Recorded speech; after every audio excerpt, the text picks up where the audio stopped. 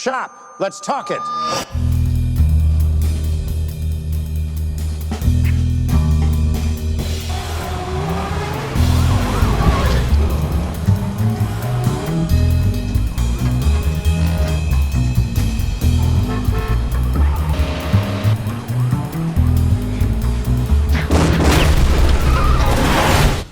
Questions?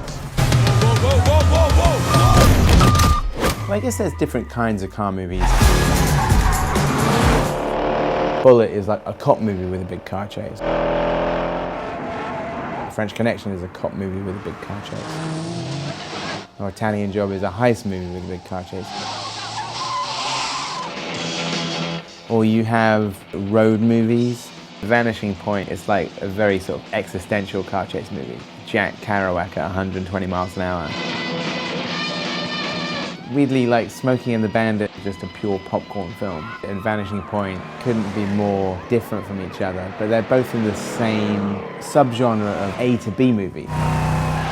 Then on the flip side, The Driver is kind of a car movie, you know. So I don't know whether it's a genre in itself. Like, you wouldn't call French Connection a car movie, and yet it has the most famous, greatest car chase of them all.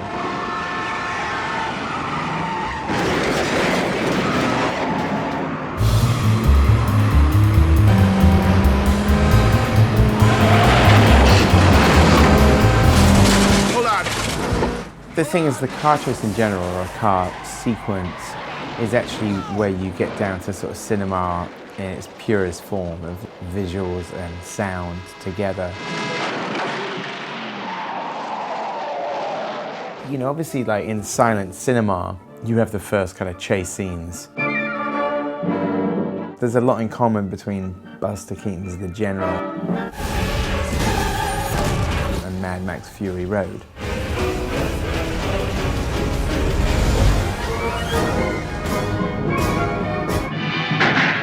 Or Stagecoach, you know?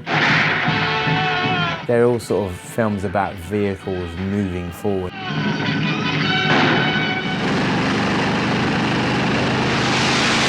One of the things that is interesting about a lot of these sequences is, for the most part, they're essentially silent. Bullitt, like, sort of, once that kind of car chase kicks in, there's no dialogue in that sequence. Driver, like Walter Hill's film, all of those sequences have like no dialogue. And that was something that I was really interested in doing in my movie as well, is having these set pieces where you don't really have to say anything, you just let the action and the music sort of dominate. When I was pitching Baby Driver, I would say it was a car chase movie driven by music. I have to end this. What's happening, baby? In terms of using music, Vanishing Point is definitely an inspiration on my movie because it starts to feel like you're listening to an album, you listen to a mixtape.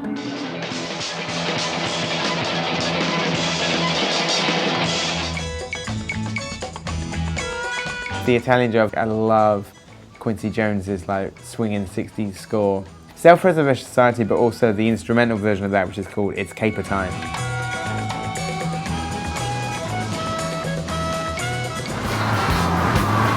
And then the other big one, obviously, is the Blues Brothers, which John Landis, I think, uses the music in that just perfectly and makes it sort of the whole thing feel like just such a sort of party.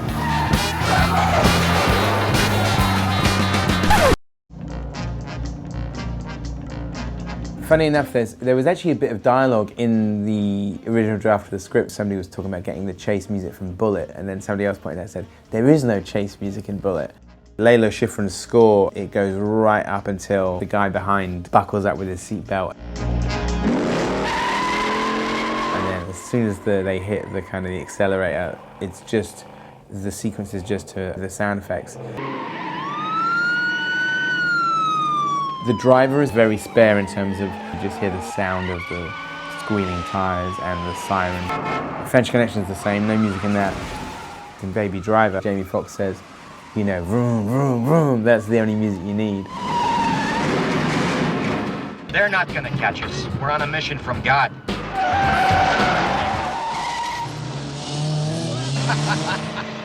What'd I tell you? All you gotta be is willing to take it to the max. You know, the getaway driver or even like the bootlegger, they achieve this kind of like folklore status. And Ryan O'Neal in Walter Hill's The Driver, there's a slightly superior sense about him. He definitely distances himself from the rest of the criminals. This radio station was named Kowalski in honor of the last American hero to whom speed means freedom of the soul. Vanishing Point. There's a thing at the end of the movie, without spoiling too much, that I really love, is that Kowalski, just before he crashes, he passes by another car, and then you see his car fade away and the other car continue. And I always interpreted that as being that the spirit of the road has transferred into this other car, so his rebel spirit is in another driver. And it's just, I love that. I absolutely love that ending.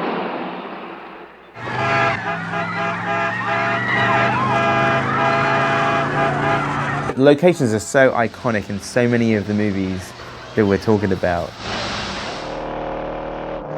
I cannot think of the hills of San Francisco without thinking of Bullitt. Baby Driver was written for Los Angeles, and we moved to Atlanta for like production reasons. But then once we made the decision, I decided to really invest myself in being there, and that was really important. Oh, y'all got the whole freeway locked up? Yeah. What? Quite a lot of Atlanta people have now seen the movie, and I feel very proud that people think that it uses the city really well.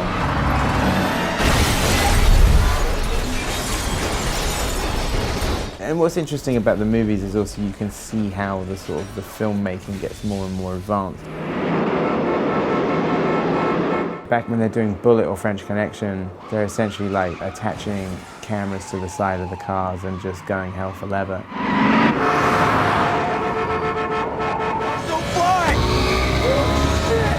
And then in more recent sort of times, people have used green screen a lot. The actors aren't necessarily on the same location as the car chase itself. It's only because people have access to those effects that they use them.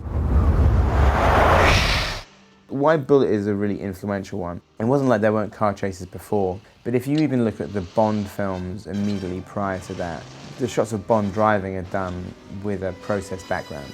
So like the famous kind of Goldfinger scene with the ejector seats.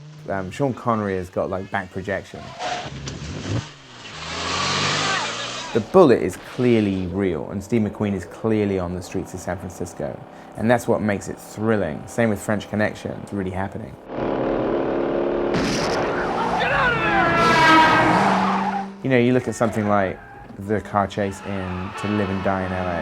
And you know, it's like sort of state of the art for the time, and still looks good now. And the reason it still looks good now is because it's real driving and real stunts.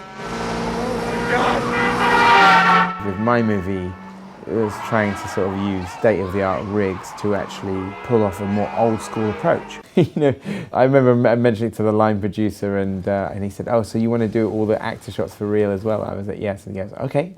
Wow. Like, you know, I mean, he wasn't against the idea, he just knew that it was going to immediately make it twice as complicated. But it was absolutely worth its weight in gold. That's some Oscar shit right there.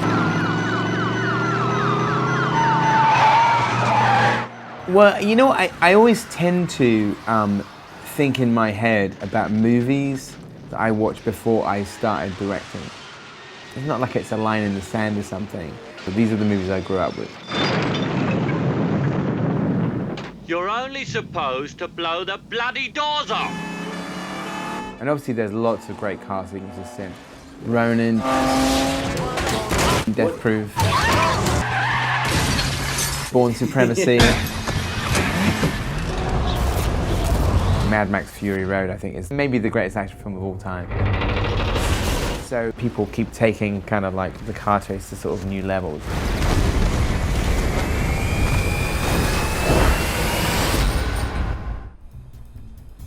Questions? That's my baby.